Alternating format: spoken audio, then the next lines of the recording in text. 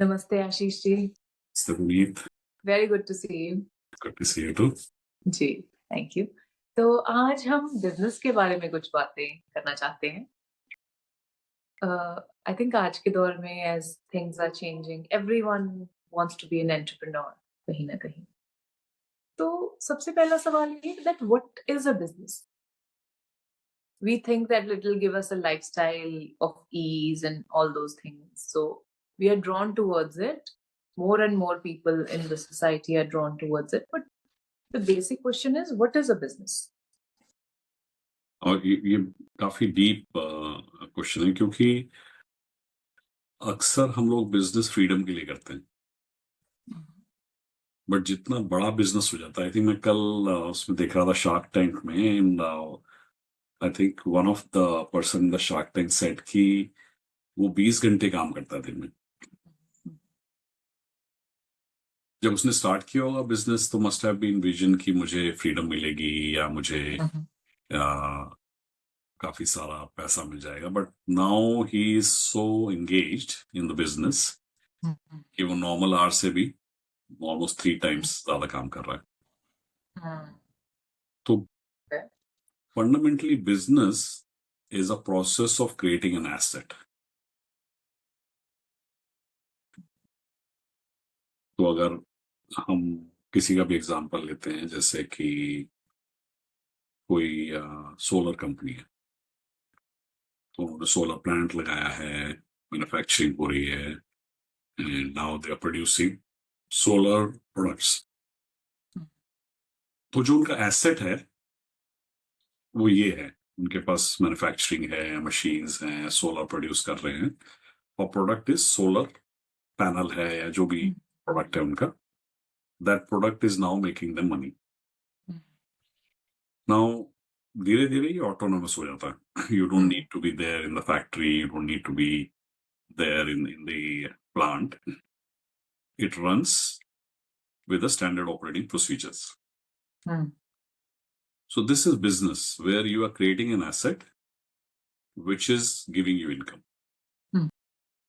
Most people, उनके साथ क्या होता है कि वो जब तक खुद काम कर रहे होते हैं तब तक तो पैसा आ रहा होता है, जिस दिन वो काम करना बंद करते हैं पैसा आना बंद हो जाता है। तो उन्होंने एसेट क्रिएट नहीं किया, कोई उनके पास ब्रांड नहीं बनी, उनके पास कोई ऐसा कोई सिस्टम या प्रोसेस नहीं बना, कोई ऐसा प्रोडक्ट नहीं बना जिसमें कि that product generates income. They themself are a product. तो वो बेसिकली वो रिच डैड पुअर डैड में जैसे है कि वो सेल्फ एम्प्लॉयड है। अभी तुम जैसे हम जॉब में क्या होता है, आप जॉब पे जाते हो, end of the month you get paid, आपका कोई एसेट क्रिएट नहीं हुआ। आप यू आर वर्किंग, बिजनेस में भी काम कर रहा है, आप भी काम कर रहे हो। बिजनेसमैन अपने एसेट को बनाता रहेगा और एसेट फिर बाद में उसको इनकम जनरेट करके देगा। जॉब में एसेट नहीं क्रिएट होता है। जॉब में आप जाते हो, आपकी सैलरी मिलती है, दैट्स इट। आप रिटायर होते हो तो खत्म हो जाती है आपकी इनकम। तो 2 डिफरेंट एंगल्स हैं, एक इनकम एंगल है, एक बिजनेस एंगल है। शुरू शुरू में हो सकता है कि बिजनेस में आपकी इनकम ना बने, बट इवेंचुअली एसेट आपका जब बन जाएगा तो asset will start giving you continuous income. So आप, like for example, अगर you are let's say planning to run a coaching business, तो कोचिंग बिजनेस अगर आप अकेले काम कर रहे हो, number of hours put in कर रहे हो, तो जब आप काम नहीं करोगे तो उस दिन आपकी इनकम नहीं होगी। पर आपने अपने कोई ऐसा ट्रेनिंग कोर्स बनाया है, ऑनलाइन कोई ट्रेनिंग कोर्स बनाया है, या कोई डिजिटल अपना एसेट बनाया है, जैसे कि जिसको लोग खरीदते हैं, even though you are not selling it, it is automated to sell, that is an asset, that is a digital asset which is selling. So अभी जैसे for example Microsoft, these big companies have their software which are assets. Those assets are generating money. So even if let's say the owner is not working, now the business is an asset. If he sells the company, it will be sold for billions.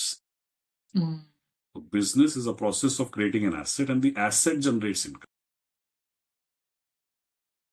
जी और basically asset भी saleable होना चाहिए, तो sorry asset को भी आप cell कर पाओ बाद में, that is okay the real game. It should have a value मतलब इट्स नॉट दैट जितनी देर मैं चलाऊं उतनी देर ही वो चले it should have a market value also correct. तो usually like what I have done or what I have seen this has not been a part of that conversation. We usually think if I'm employing other people I have a business, but most of those businesses are missing that process or that standardized product ke jaise one of the things which I've been doing is customizing clothes. उसमें जितना काम आता जाएगा मुझे तो उतना ही हर कपड़े पे उतना ही टाइम लगाना पड़ेगा, right?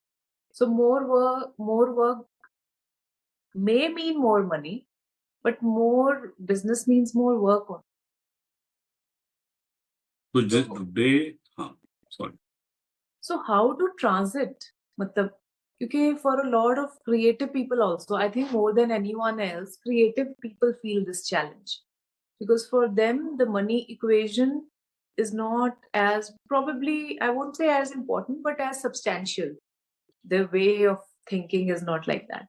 So how to navigate that gap where say you are a creative person or you've not studied business, you don't have that background, but still you wish to create that business which has either that product or a service which is not dependent on you, which is process driven, which is not dependent on your presence and how much you it's a very good question. अगर वो product repeatable है, Mhm. For example जैसे Coke है, Mhm. Coke तो I don't know कितने सालों से, must be more than 100 years, एक ही प्रोडक्ट बना रहा है रिपीटेबल, राइट? आप अपने बिजनेस में जब प्रोडक्ट बनाते हो तो आप एक ऐसा प्रोडक्ट बनाते हो जिसकी मार्केट में डिमांड है, सेल है, एंड उस प्रोडक्ट को आप रिपीटेबल बनाते हो. Mhm. तो जैसे आपने if you designing A clothes, तो आपने लेट्स से आपकी नीश है फॉर एग्जांपल वेडिंग, Mhm. तो आपने कहा कि वेडिंग में मैं क्लोथ्स डिजाइन करती हूँ और मेरे इस तरह के इस सीजन्स में ऐसे ऐसे आते हैं Mhm. Design clothes. तो you sell it through your website या you sell it through Mhm. Some channel जिसमें your Mhm. Clothes are being sold, but वो रिपीटेबल होना चाहिए. ऐसा नहीं होना चाहिए कि हर क्लोथ आप नया बना रहे हो. That Mhm. Involves you, that involves your effort. जैसे अगर if you look at companies जो मैन्युफैक्चर करती हैं, जैसे टॉमी हिलफिगर हो गई या हुगो बॉस, ये एक बार इन्होंने डिजाइन कर दिया ना, वो उसके रिपीटेबल है Mhm. कि ये कलर्स में ये डिजाइन की ऐसी टी शर्ट्स बिकेंगी. Mhm. तो यू सी बहुत ज्यादा चेंज नहीं होता उसमें. सूट्स के जो डिजाइन हैं, एक ही डिजाइन मेरे ख्याल से 150 साल से वही डिजाइन है. Mhm. आप वही डिजाइन में बेटर फैब्रिक इंट्रोड्यूस करके आप वही रिपीटेबल बिजनेस कर सकते हो. सो Okay. And प्रोडक्ट आपने बनाया, प्रोडक्ट रिपीटेबल होना चाहिए. जैसे कि कोक है, रिपीटेबल है. मैकडोनल्ड्स है, रिपीटेबल है. बहुत ज्यादा बड़ी मेन्यूज नहीं चाहिए. ऐसा नहीं आपको कि 100 डिजाइनर क्लोज रख लिया आपने. आपकी मेन्यू वुड बी लाइक 10 या 5. वो रिपीटेबल होना चाहिए कि आपका पर्सनल टाइम रीडिजाइनिंग में, प्रोडक्शन में ना जाए. वो आपने एक बना दिया, एक बार प्रोसेस सेट कर दिया कि सप्लायर से ऐसे आएगा, यहाँ पे ऐसे डिजाइन होगा, मशीन से होगा, जो भी होगा, और वो वहां पे डिलीवर होगा. Then it should be your major focus will be on the process कि कहाँ से चीपर सप्लायर से हो सकता है, can I make the efficiency better in the process, channel जिसके थ्रू मैं बेच रही हूँ, can I make more margin, can the channel be digital, can the channel be distributor. तो then you start checking those. But एक बार वो set हो जाता है प्रोसेस, फिर रिपीटेबल होता है. You just keep doing the same thing again and again, again and again. I think that is the important thing. Okay, bigger companies I see, may it be food, may it be makeup, kapde. Most of the times, operations they are not taking care of the operations. Many a times, the manufacturer and the one who's marketing it are different people. Because I think they've gone another level up where they say, because operations in any business usually I think takes more time and energy. So उन्होंने वो भी outsource कर लिया. So would it be right to say that one of the qualities needed to be a successful business person is having that vision that this is what I want to create, and kind of focusing, say I am a painter, okay?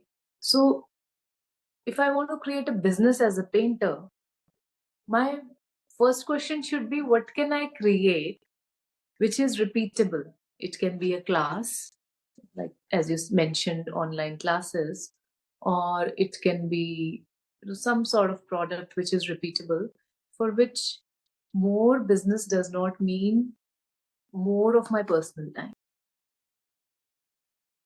और उसमें सबसे बड़ा challenge क्या होता है कि शुरू में कि मेरा प्रोडक्ट क्या है। हम्म, दो ही तरह के बिजनेस होते हैं, एक होता है प्रोडक्ट बिजनेस, एक होता है सर्विस बिजनेस। तो जैसे कोचिंग या let's say doctors running their own clinic या कंसल्टिंग, ये सब सर्विसेज में आते हैं। प्रोडक्ट में फिजिकल प्रोडक्ट होता है।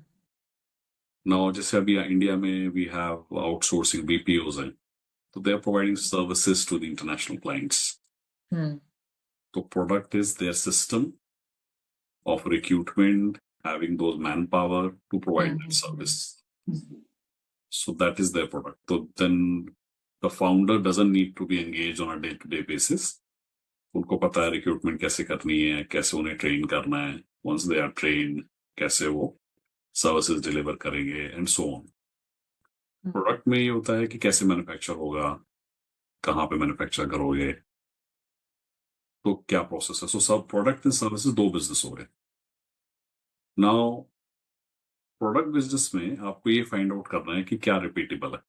फॉर एग्जांपल, अगर you found a dress which you can repeat, तो then you have a big market for it. Patent कर सकते हो, फिर आप कह सकते हो कि मेरे ही ये ड्रेस है, कोई और नहीं कर सकता copy, and so on. Services में it's more about more like knowledge, it's more about people who are coming in, process क्या है, सर्विसेज क्या दे रहे हो, कैसे उनके फीडबैक्स हैं। तो दो तरह के बिजनेस होते हैं। तो अगर सर्विसेज बिजनेस में you are working as an individual, तो आपके पास ऐसा क्या, या तो प्रोडक्ट बना रहे हो आप जो डिजिटल आपका एसेट बने, या सर्विसेज में भी आप ऐसा कैसे क्या कर रहे हो कि आपके बिना भी वो सर्व हो सके। तो those are the two things that you'll have to look at. So usually, sorry, go ahead. there's a lot of narrative around this thing. I come from a business family, or I come from a working class family. There's a lot of set narrative and stereotypes there also. Like if I do not come from a business family, तो मेरे में business acumen नहीं है. Right. So are there any specific qualities required to create a business? That's again a very important and good point. See, job में क्या होता है कि आप जो वर्किंग क्लास होती है, जैसे जॉब है, तो वो तो दे गो डीपर। फॉर एग्जाम्पल, अगर वो चार्टेड अकाउंटेंट है तो उसको चार्टेड अकाउंटेंसी के ही बारे में पता है। या जो इंजीनियर है तो उसे, अगर इंजीनियरिंग में उसने आईटी में कुछ किया है, कंप्यूटर साइंस किया, तो उसे कंप्यूटर साइंस के बारे में डीपर नॉलेज है। अगर उसने कोई कॉमर्स में किया तो कॉमर्स के बारे में उसे डीपर नॉलेज है। ये सेगमेंटेड होते हैं जब जॉब में होते हैं, तो आप एक एक्सपर्टीज बनाते हो अपनी एक एरिया में। यू गो डीपर, मतलब more deeper is where you need to do the job, but more wider, सबके बारे में कुछ ना कुछ पता है आपको, दैट इज बिजनेस। आप डीपर से बिजनेस में जाते हो, तो बाकियों के लिए आप लोग, यू ब्रिंग इन पीपल जो आपके साथ काम करेंगे in terms of let's say marketing, sales, production, HR, finance, तो वहां पे आप लोगों को लेके आ सकते हो जिनकी ये एक्सपर्टीज है, मार्केटिंग उनकी एक्सपर्टीज है, तो they have much deeper knowledge of marketing. But अगर खुद आप एज अ फाउंडर एक उसमें डीप हो, अच्छी बात है, you have good knowledge, but sometimes आपके लिए वो बैरियर बन जाएगा, क्योंकि आप उसमें इतना घुस जाओगे कि आप प्रोसेस में नहीं फोकस करोगे। आप उसमें घुस जाओगे कि मुझे तो फाइनेंस में इंटरेस्ट है, तो I am really deep in finance, तो बाकी जो एरियाज में फोकस होना चाहिए वो फिर मिस हो जाता है। आई थिंक इसीलिए मैं देखती हूँ कि यूजुअली जो क्रिएटिव लोग होते हैं, people who are more artistic, they are not the ones who make the most money in that field. कई बार क्या होता है, someone who has a better, like healing में मैं देखती हूँ lot of people who are doing energy work. So usually the best practitioners or the most genuine people are not doing the most business. It is the ones with a good business acumen who present their product or service well, who make the most money. Correct. और जो creative लोग हैं ना, इनको बनाया जाता है अक्सर, Hmm. ये खुद इनके अंदर वो नहीं होता है कि they have that power to brand themselves. Mm-hmm. There is a business person who will come and make them a brand, Mm-hmm. and then suddenly they become big. Mm-hmm. Then that person who has a business acumen कोई ना बहुत ज्यादा complicated नहीं है, it's like लोगों को लगता है कि बहुत ज्यादा डिफिकल्ट है इसमें। Business acumen is basically understanding more about the market and customer. तो 4-5 उसमें चीजें होती हैं बिजनेस acumen में। अगर when you are looking at business acumen, you look at, for example, what type of market you are targeting. So, for example, if you are having your designer clothes, तो कौन खरीदेगा वो, कौन है जो वो खरीदेगा, वो क्लैरिटी होनी चाहिए आपके पास। बट ऐसा नहीं होना चाहिए कि आप let's say, I don't know India में कितना होता है, बट 500 रुपए की कोई टी शर्ट आती होगी जैसे इंडिया में, वो सब खरीद सकते हैं, तो वो 500 रुपए ही उसकी कॉस्ट होगी। बट अगर उसके 5,000 में उसको बेचना है आपको, तो आपके पास एक क्लैरिटी होनी चाहिए, ये नीश खरीदेगी जो कि एग्जीक्यूटिव है, जो गोल्फ खेलती है, जो लेट्स से स्मार्ट कैजुअल्स पहनती है, एक सर्टेन ब्रांड चाहिए उन्हें, and that brand is associated with some premium, तो वो उस कैटेगरी को क्रिएट करेगा। तो एक हो गया कौन खरीदेगा आपका प्रोडक्ट, और वो कौन, मतलब इज ही नीश या इज ही जस्ट जेनरिक। जो भी जेनरिक होगी वो चीज बहुत सस्ती होगी। जैसे for example I don't know अभी इंडिया में आती है कि नहीं, मारुति जैसे ऑल्टो है, जैसे आई डोंट नो, आती है, आती है ओके, जी। वो जेनरिक में आएगी, वो सबके लिए। बट BMW या ओवर, वो फिर एक एक उसको टारगेट करते हैं, कस्टमर को, उस तरह का फिर प्रोडक्ट बनाते हैं जिसमें लग्जरी, सनरूफ, लेदर सीट्स। सो आप अगर प्रोडक्ट जब बना रहे हो ना, तो पहला आपका ये क्वेश्चन होता है कि कौन खरीदेगा ये प्रोडक्ट, क्या एज है उसकी, जेंडर क्या है, क्या उसकी ट्रबल्स हैं, क्या चैलेंज है, क्या ऑफर कर रहा है आपका प्रोडक्ट। तो जितना प्रोडक्ट आपका डीप जाएगा, वही same thinking is an expertise, customer की टारगेट में आप जितना आपका डीप जाएगा प्रोडक्ट, उतने आपके सक्सेसफुल होने के ज्यादा चांसेस हैं, क्योंकि आप नीड आइडेंटिफाई कर रहे हो उस एवतार की या उस पर्सन की जिसको वो आप प्रोडक्ट पोजीशन कर रहे हो।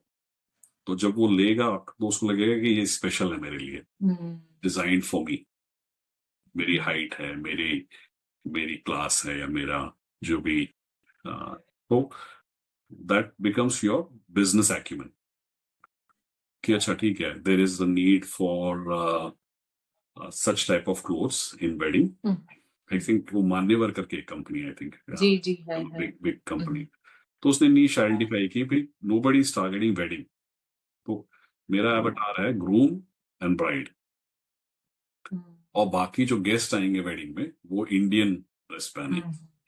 तो ही टारगेटेड स्पेशल नीश की वेडिंग को ही टारगेट करूंगा मैं। तो दैट इज बिजनेस एक्यूमेन। तो आप जब ये आइडेंटिफाई कर लेते हो, then you say really work backwards to create that product जो इस avatar की problem solve करेगा. जैसे for example 15-20 years ago I think ऐसा ही होता होगा कि लोग कहीं पे जाते थे, फिर वो वहां जाके यहाँ पे ड्रेस का ऑर्डर देते थे, तो स्टिच करते थे, जी वो आपके क्वालिटी का इशू अगर आ गया तो it takes like weeks to fix it. तो उसने वो प्रॉब्लम पकड़ ली कि भाई वेडिंग में सबसे ज्यादा लोग स्पेंड करते हैं, so they would need a product जहाँ पे it is one place for all types of shopping. तो वो नीश एवटार पकड़ लिया उसने, and then he work backward. जरूरी नहीं कि he is manufacturing those clothes, he must have been buying it from XYZ vendors as well. Supplier कोई भी हो सकता है, but he has figured out the process कि कहाँ से लेना है, क्या चल रहा है मार्केटिंग में, मार्केट क्या रिपीटेबल है, तो अब उसके बिना भी चल सकता है बिजनेस. तो when you don't create an asset, you are as good as in the job. आपको लगे कि मैं बिजनेस कर रही हूँ या मैं अपना काम कर रही हूँ, बट आप जब एसेट क्रिएट कर रहे हो तब आप बिजनेस कर रहे हो. right. And मुझे ये लग रहा है कि it's like the more specialized we become, it's like hyper niche बन रहा है वो, because it's like smaller and smaller segment, and then it's like going even deeper. Because for me, my interest has been luxury, but then there are a lot of I feel to create something more generic is easier. Like selling a 500 rupees t-shirt would be a lot easier because just anyone would buy it, and it's not. It's still a good way to make money because then you can sell so many more in terms of numbers. Like washing powder, Nirma still like is a big brand. It's a lot of money there because what they do not make in per transaction, it covers up in the number of transactions, right? But तो then again, आपको वो business नहीं करना है ज्यादा जिसमें आप transaction ज्यादा करो, प्रॉफिट कम हो. आपको वो बिजनेस करना है जिसमें ट्रांजैक्शंस कम हो, प्रॉफिट ज्यादा हो. लग्जरी का बिजनेस तो ऐसा ही है ना कि ट्रांजैक्शंस कम होती हैं और प्रॉफिट ज्यादा होता इसीलिए लग्जरी के बिजनेस में सबसे ज्यादा पैसा है. है.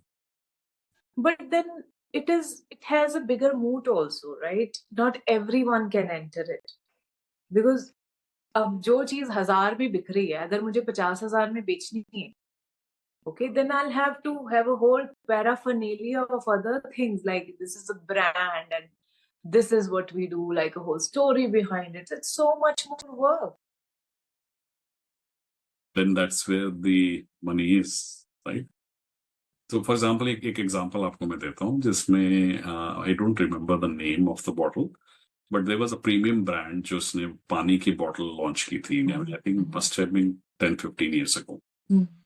तो it was the same water जो Bisleri was selling it for 10 rupees, he was selling it for 50 या 80 rupees ऐसे. Bottle was very well designed कि ये प्रीमियम बॉटल है, it is like pure Spring water. बहुत अच्छा वो पानी है, and it is more better than other water. And एक एक्वा नहीं, वो कौन सी एक फ्रेंच कंपनी है ना जो पानी आता है इसका. Okay, I've heard that.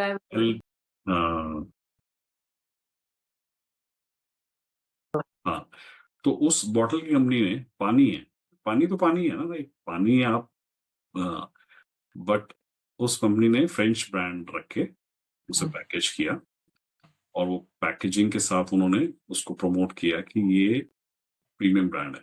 तो उन्होंने क्या किया कि ये थाउजेंड्स ऑफ बॉटल बड़े बड़े जो प्रीमियम स्टार्स हैं उनके घर में भेजना चालू कर दिया कि भाई विल सप्लाई यू, कोई पार्टी हो रही है तो विल सप्लाई यू 5,000 बॉटल्स. तो लोग जब प्रेस कॉन्फ्रेंस वगैरह में जाने लगे तो फिर they used to carry that water and drink it. तो सब लोग देखने लगे कि ये प्रीमियम पानी कौन सा है, and then that became a brand. तो अभी आप देखोगे जब इंटरव्यूज वगैरह होते हैं ना, तो डेस्क पे बॉटल रखी रहती है. तो पहले जब ये बॉटल लॉन्च हुई थी तब ये ऐसा नहीं था, people used to carry their own. तो उससे उसने फिर ब्रांड बना लिया कि ये प्रीमियम सेगमेंट पे हम टारगेट करेंगे, ये प्रीमियम पानी है.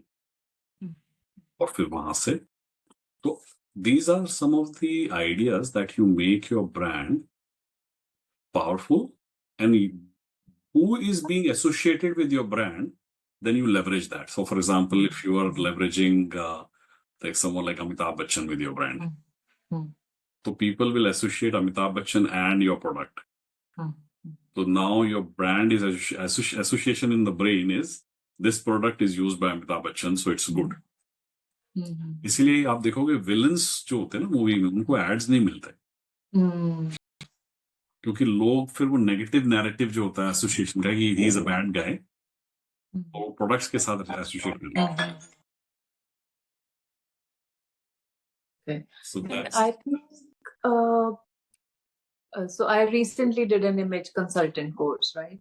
So I was thinking that a lot of times I was just checking out the pages Instagram पे कि कौन क्या content डाल रहा है एंड मैं देख रही थी कि जो भी कंटेंट डालते हैं अगर आप कोई भी सेलिब्रिटी XYZ का कोई ड्रेस पे कमेंट करते हो there is a lot more traction there मतलब people want to know more about them अगर मैं बात करूं कि मैं क्या पहना हुआ है मेरे लिए ठीक है या नहीं है probably only people who know me would be interested in it. But for a well-known face, say I'm saying ये करिश्मा कपूर, करीना कपूर ने ये पहना तो ये ठीक नहीं था, okay? So that does get a lot of more attention. आपको प्रोडक्ट को एसोसिएट करना है हम्म जिस सेगमेंट को आप टारगेट कर रहे हो हम्म उस एज ग्रुप से उस सेगमेंट से hmm as you associate with them people start associating your product with that. इसकी कहानी एक और है Nirma washing powder you said ना जी जी तो Nirma washing powder was not selling तो जो ओनर था he invested a lot of money उसकी कहानी है पूरी केस स्टडी है कि ही वेंट टू डिस्ट्रीब्यूटर ने कहा कि हम कैसे बेचेंगे आपका प्रोडक्ट रिटेल में कोई रखना नहीं चाहता था शॉप पे क्योंकि नोबडी न्यू सब everybody wanted Surf so then distributor said कि ठीक है आप हमारा को प्रोडक्ट बेचो हम जब बेचेंगे then we will only give you money तो 90 डेज का क्रेडिट या 180 डेज का क्रेडिट ऐसे करके एवरीबडी यूज्ड टू तो नहीं बिक रहा था प्रोडक्ट फिर भी नहीं बिक रहा था तो उन्होंने क्या किया कि सारे प्रोडक्ट मार्केट से वापस मंगा लिए फिर वो एड चालू की कि निर्मा सुषमा ऐसे करके जया और पता नहीं कौन सुषमा हाँ वॉशिंग सबकी पसंद निर्मा पसंद निर्मा तो वो एड बहुत चल गई तो मार्केट में लोग डिमांड करने लगे कि भाई हमें निर्मा चाहिए now he went to distributor कि मेरी ये कंडीशंस हैं इस कंडीशन में आप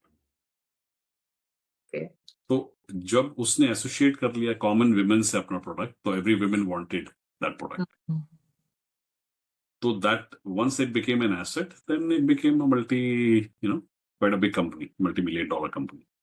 Okay, so another question which I have, like, usually, again, the narrative around money, वो कहते हैं कि पैसा ही पैसे को खींचता है, right?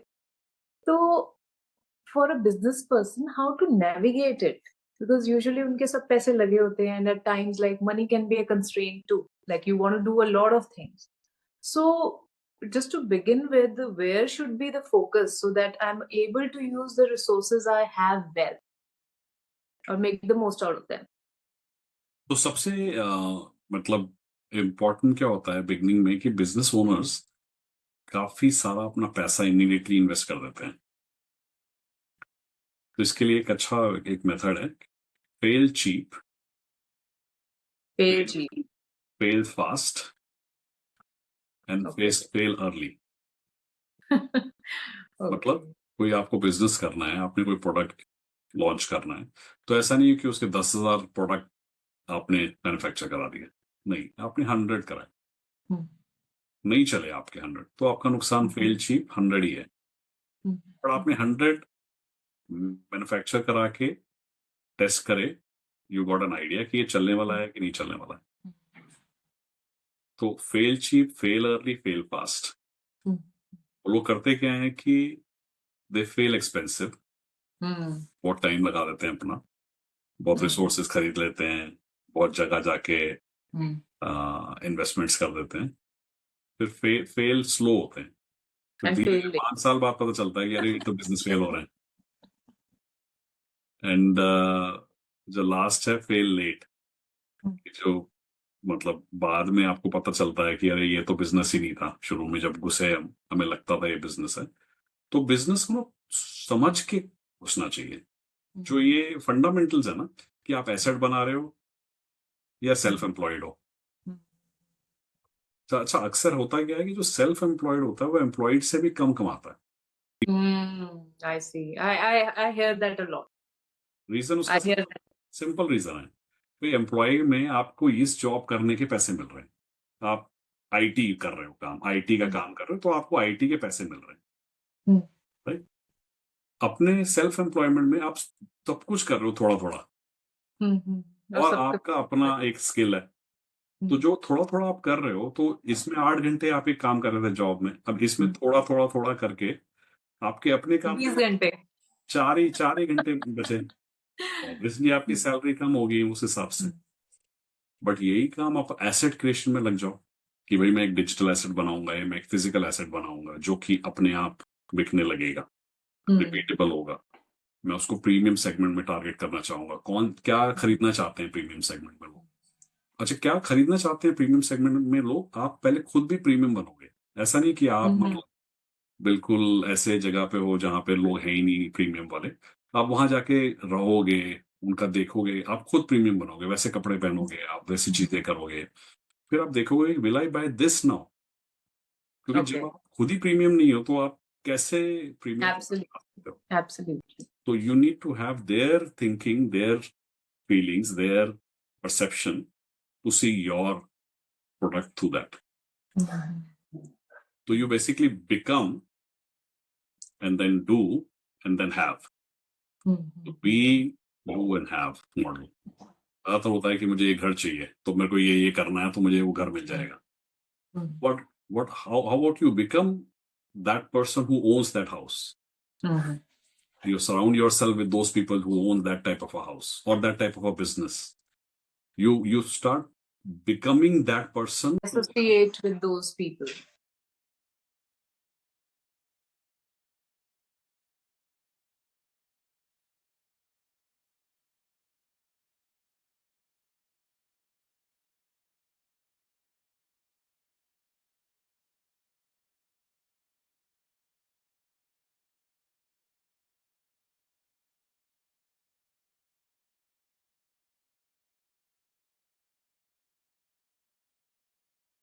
मिडिल क्लास है या लेट्स से जॉब की थिंकिंग है, आपकी थिंकिंग अभी, थिंकिंग वाइज आप अभी बिजनेसमैन नहीं बने।